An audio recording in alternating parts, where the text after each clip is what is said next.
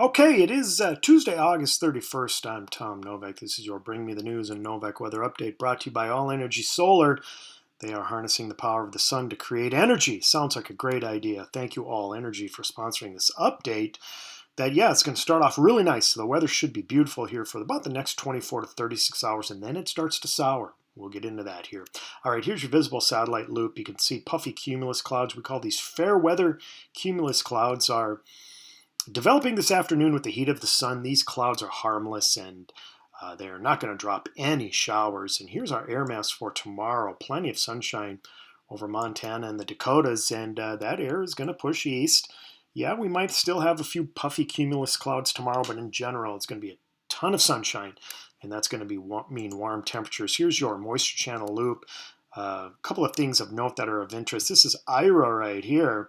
You can see Ira spinning and then heading now to the northeast towards the eastern coast of America. And on the backside of Ira, you're getting a ton of dry air funneling south through much of the central portion of the United States, including Minnesota and Wisconsin. And then take a look at what's happening up here on the northwestern portion of the United States coast. That's a trough now that's starting to dig into the Rocky Mountains, and then no doubt that trough is going to move east, and that's going to be our next, what will likely be heavy rainmaker for portions of the upper Midwest as we get into Thursday and Friday. Here are temperatures this afternoon, just a beautiful day with 70s for most of us, and maybe even some low 80s over southwestern Minnesota now. As we go through tonight, temperatures drop into the lower 60s, maybe some upper 50s in central and northern Minnesota. And then highs tomorrow will be back well into the 70s. I think mid to upper 70s for most of us. And again, lots of sunshine, so take advantage of it because it is going to change, no doubt about it. Here is the precipitable water. This just shows you how much moisture is in our lower layers of our atmosphere as we go through time. Here is today. It's pretty dry across Minnesota and Wisconsin, not much moisture to tap.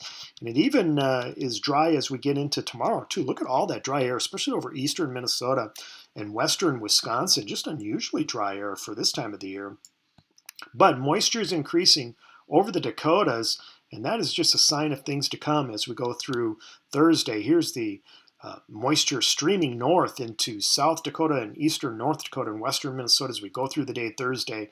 And it's pretty likely that that moisture is going to continue to stream north and east towards eastern Minnesota as we get into Thursday evening and overnight Thursday and into Friday morning. And that means the potential for heavy rain for some of us, because look at what happens at the jet stream level. This is the winds at 30 to 35,000 feet. We have a ridge over us tomorrow now, and of course a ridge usually means dry air, but as we get into Thursday and Friday, we have a jet streak that develops just north and west of Minnesota, right over the Dakotas and southern Canada, and we are going to be in the right rear quad of that jet streak as we get into Thursday and Friday, and that is a great place to be if you like rain and perhaps even a few thunderstorms.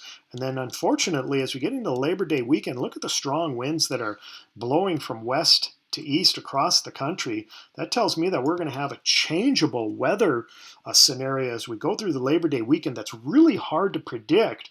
But all in all, I think the Labor Day weekend is going to feature a mix of clouds, sun, cool air, and maybe even a few bouts of at least some relatively warm air. But no doubt, the idea of having a heat wave are gone. I just don't see any heat waves anytime soon here in the upper Midwest as we get into a near or below average weather pattern from a temperature standpoint here through time. Here's your extended forecast. There it is, the nice days now for today and tomorrow.